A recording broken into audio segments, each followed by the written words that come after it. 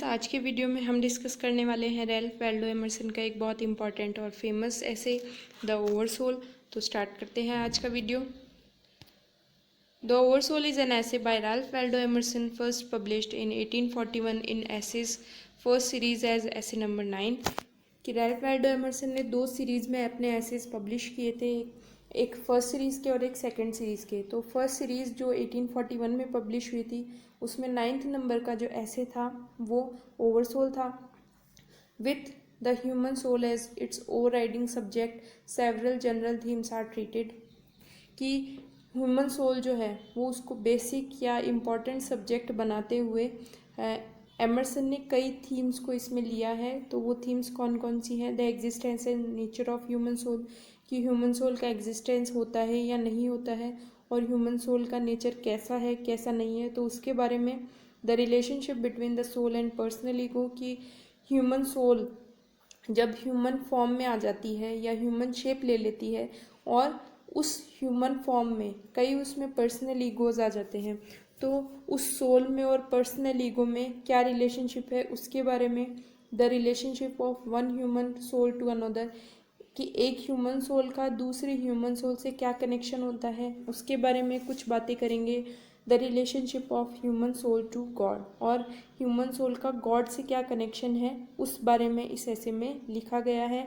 In it he outlines his belief in God who resides in each of us and whom we can communicate with without membership in a church or the assistance of an intermediary church official।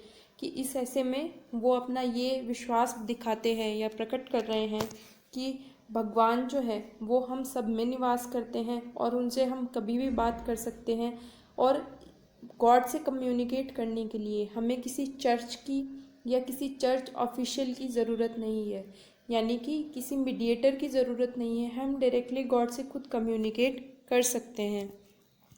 With respect to the 4 themes listed about the essay presents the following views, कि उन ऊपर जो हमने 4 themes पढ़ी हैं तो उससे कुछ आइडियाज़ जो निकल के आते हैं वो कौन कौन से हैं।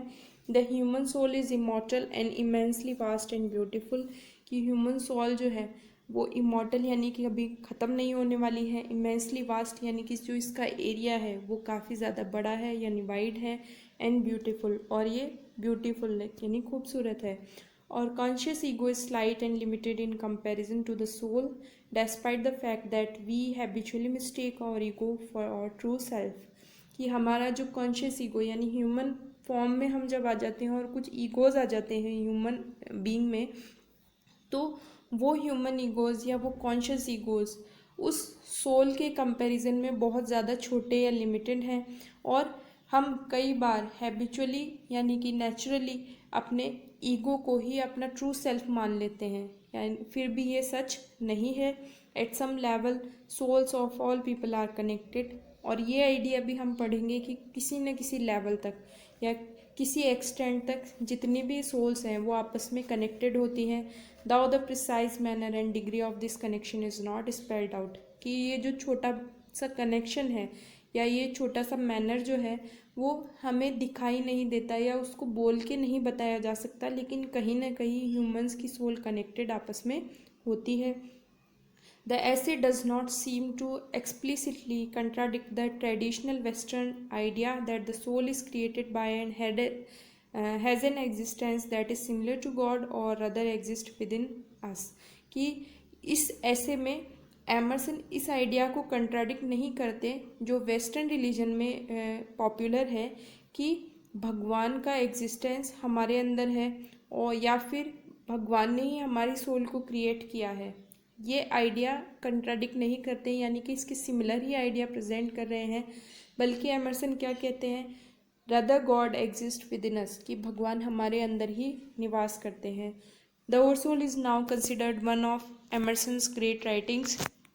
तो ओवरसोल जो ऐसे है वो एमर्सन की जितनी भी फेमस या ग्रेट राइटिंग्स हैं उनमें से एक माना जाता है, और वो काफ़ी ज़्यादा पॉपुलर हो चुका है।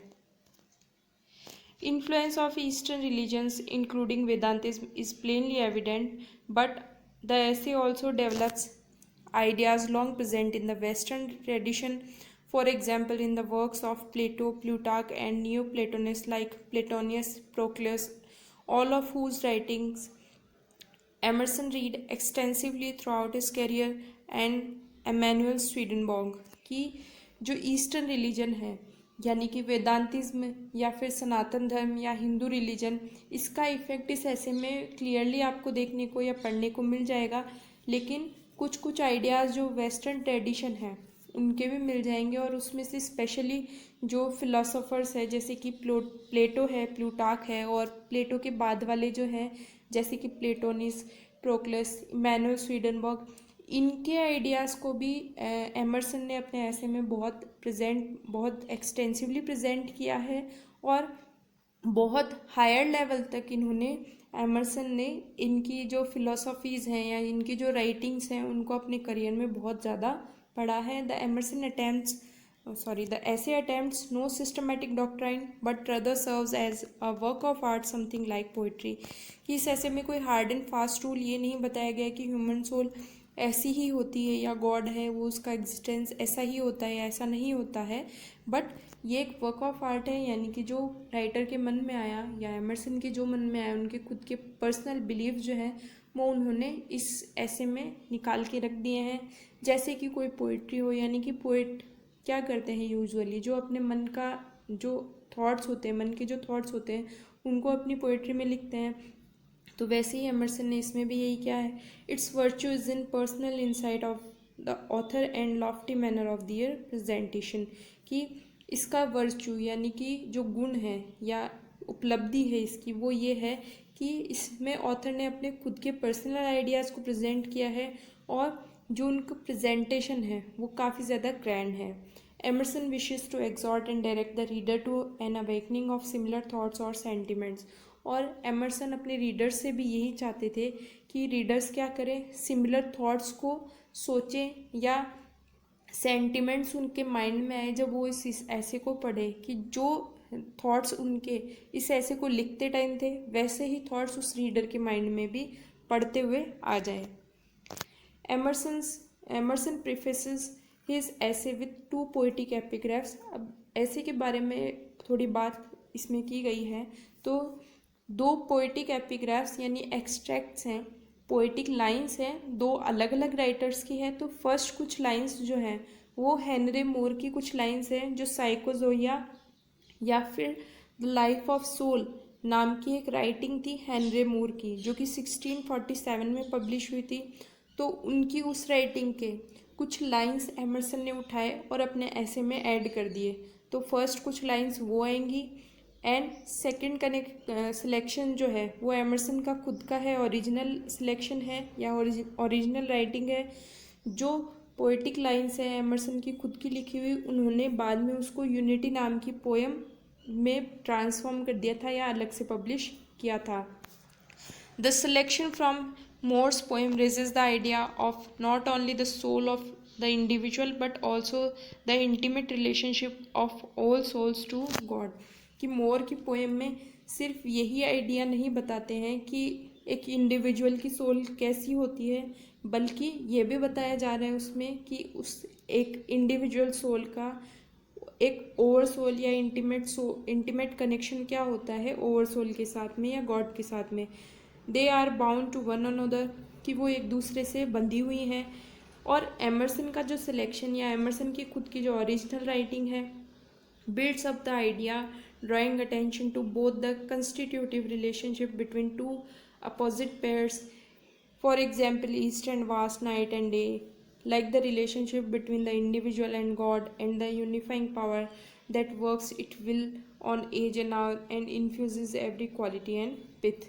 कि एमर्सन ने 2 कंट्रास्ट आइडियाज़ या कंट्रास्ट चीज़ें ली हैं और उनको एक साथ ऐड कर दिया है, जैसे कि ईस्ट और वेस्ट, नाइट एंड डे, और जैसे कि इंडिविजुअल सोल और गॉड। तो इन सब अपोजिट चीज़ों का भी क्या है, कंस्टेंट रिलेशनशिप है, आपस में एक जुड़ाव है। और ये जो यूनिफाइंग पावर यानी कि गॉड है वो हर एक एज में काम करती है, हर एक आवर में काम करती है, हर एक क्वालिटी और हर एक मतलब हर एक कण कण में जो भगवान का निवास है, ऐसा कुछ आइडिया एमर्सन यहाँ पे अपने जो पोएटिक एपिग्राफ है उसमें प्रेजेंट करते हैं। तो आज के इस सेशन में हमने कुछ बातें की, जिसमें से हमने ओवरसोल के बारे में या ऐसे के अंदर जितनी भी थीम्स हैं उनके बारे में जाना। नेक्स्ट सेशन में हम इसके जितने भी थीम्स हैं उनको थोड़ा डिटेल में डिस्कस करेंगे। पूरा ऐसे पढ़ पाना या वीडियो के रूप में रिकॉर्ड कर पाना पॉसिबल नहीं हो पाएगा, तो जितना पॉसिबल होगा हम नेक्स्ट सेशन में बताने की कोशिश करेंगे। और आज का वीडियो देखने के लिए थैंक यू सो मच। मिलते हैं नेक्स्ट वीडियो में। Till then bye bye.